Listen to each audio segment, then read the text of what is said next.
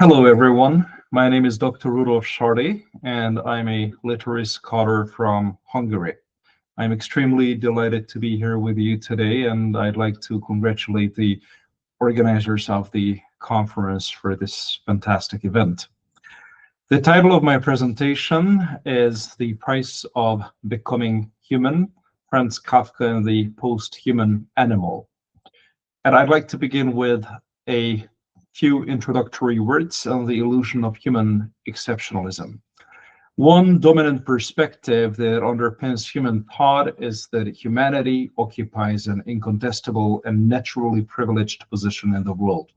This conviction, commonly called human exceptionalism, rests on the idea that the superiority of the human species is not only evident but ordered by nature itself. Paul Waldau argues that the exceptionalist tradition leads our modern industrialized societies to fail in relationships with the more than human world. And indeed, there is a human animal divide which is now being settled, whose boundaries are now being called into question. The traditional binaries, such as culture versus nature, organic versus technological, animal versus human, wild versus domesticated, are at the forefront of attention. And these are the distinctions which presuppose that humans possess an unearned prerogative to establish such categories through morally privileged agency. And there is a response to it by animal studies. Animal studies interrogates this conjecture by shifting attention from merely mapping human-animal relations to examining animal modes of existence while critiquing anthropocentrism. Animals possess their own form of agency and they're capable of resistance and acquiescence. Contemporary readings of Franz Kafka's short story, Report to an Academy, which we're going to subject to critical attention today, can be determined by key dynamics from early criticism. Yet, one common feature that creates a framework is that they translate animality into human-centered terms. Animal studies and post-humanist approaches refuse to treat the animal merely as a metaphor, a symbol, or an allegory. So what is animal studies? It's an interdisciplinary approach that deals with lived realities and ethical consequences in very simple and very simplistic terms. Sustained attention to the lived realities of animals and the human practices that shape those realities are one important element of animal studies, and examining the ethical consequences of human practices and challenging anthropocentric assumptions is the second important element of it.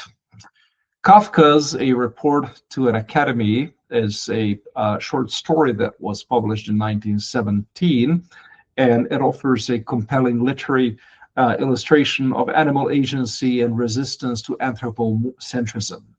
This paper argues that animal studies provide an open avenue for reading Kafka's text as it resists reducing animal experience to a vehicle for human self-understanding.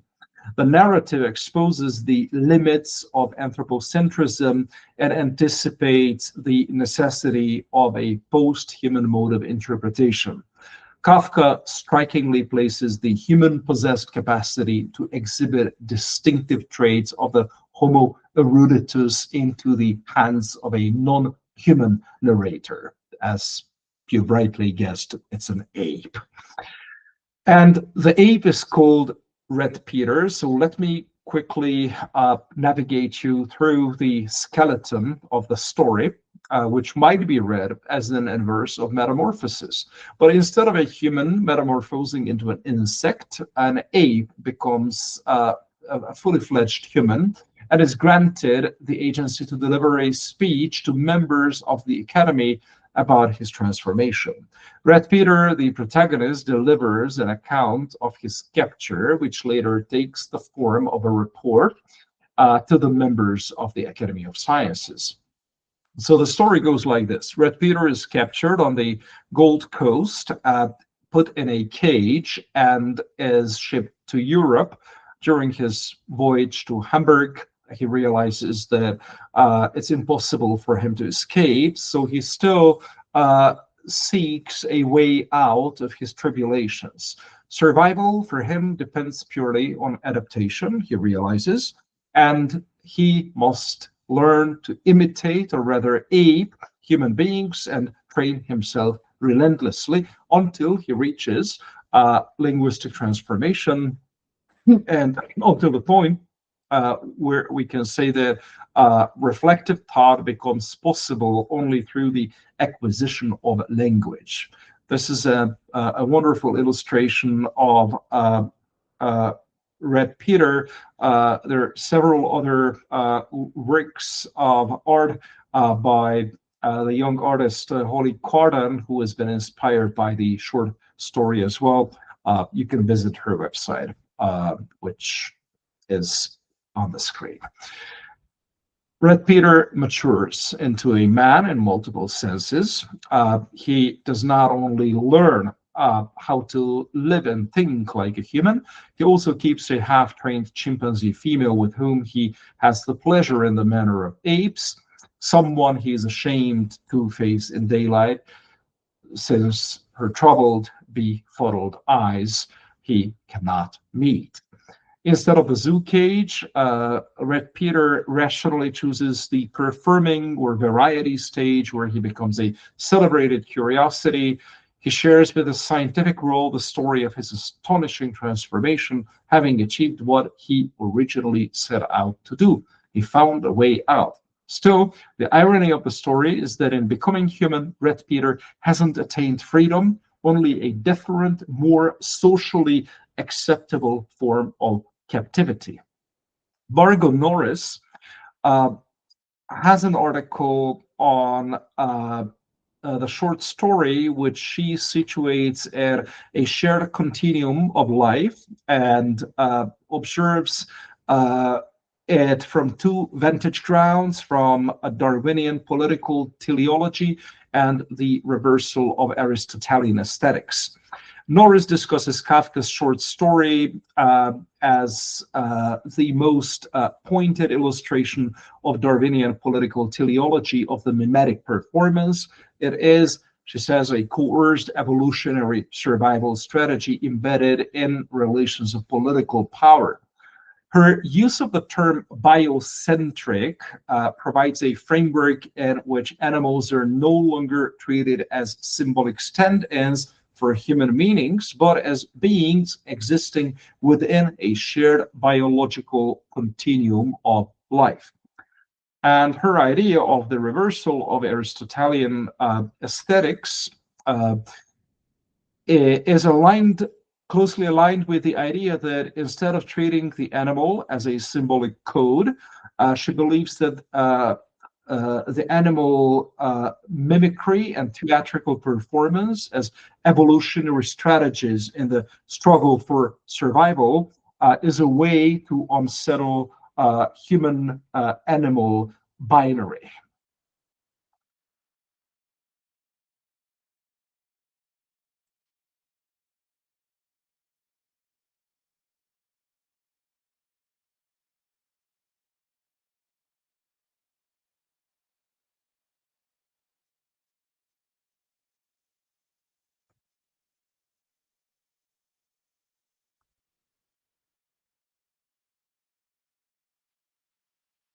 I'm very sorry for the interruption, but I was going to be interrupted myself by Google Meet.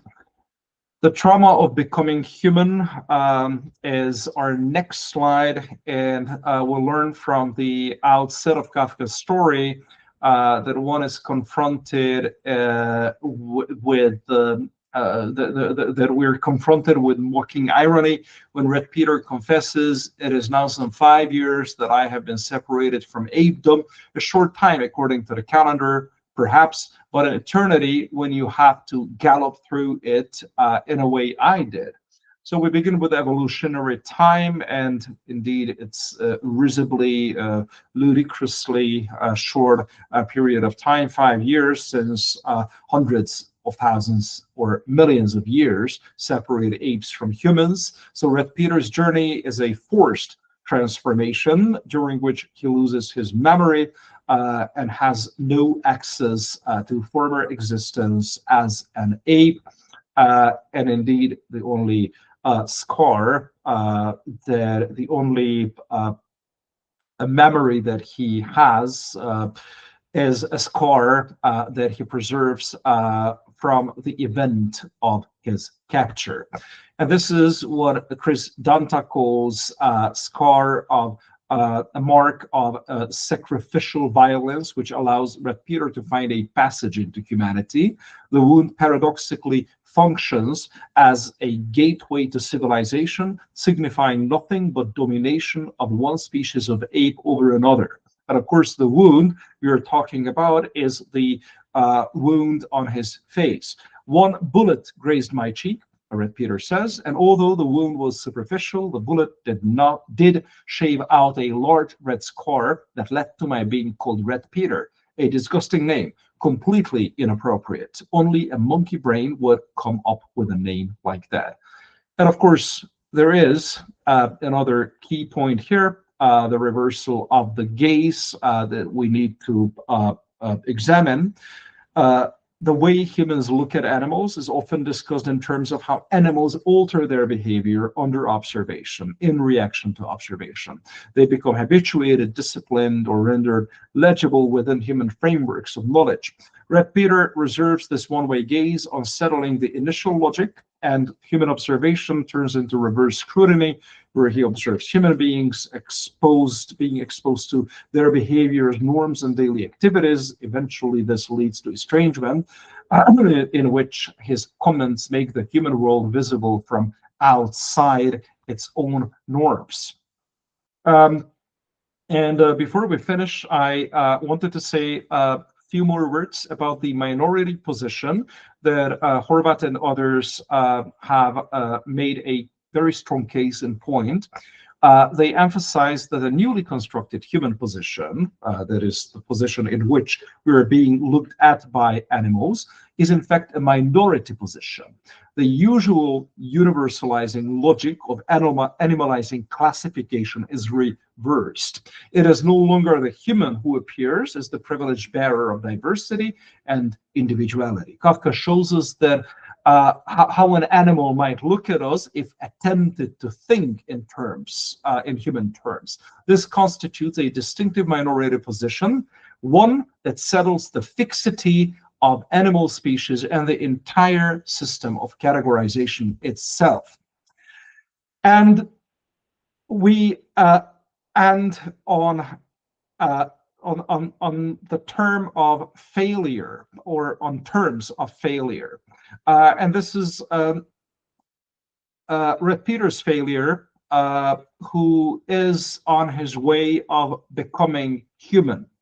And this, the moment of becoming human and the moment of presenting his story and his report to the Academy should be an epiphanic moment in which he recognizes his relationality and addresses the Academy as others. However, he lacks his presentation lacks reciprocity. The encounter never achieves the ethical reciprocity for which he yearns, and the Academy receives his testimony only as information. So he is doomed to ultimate failure because alterity is acknowledged only as an object of knowledge rather than an ethical presence. And here, of course, I'm using Francesco Ferrando's failed term, the epiphany of becoming human, and applying it to the short story. In conclusion, I'd like to say and go back, revisit the half-trained female chimpanzee who becomes a sorrowful reminder for Red Peter of the subjugation and vulnerability which ultimately brought him into existence. Horvath and others conclude their analysis with a memorably incisive observation about the ultimate failure that Red Peter embodies. The academic ape is the result of a mutilation, a failed product of the domestication of animality. In this case, becoming human does not succeed. Despite enjoying a successful career, even habitual monkeying around cannot make him forget his animal origin and his ontological woundedness. He still looks at himself from an animal's perspective, even as he has learned how to observe animals through a contemptuous human gaze. And these are my references. And thank you very much for your attention. I wish you a very productive continuation of the conference. And goodbye.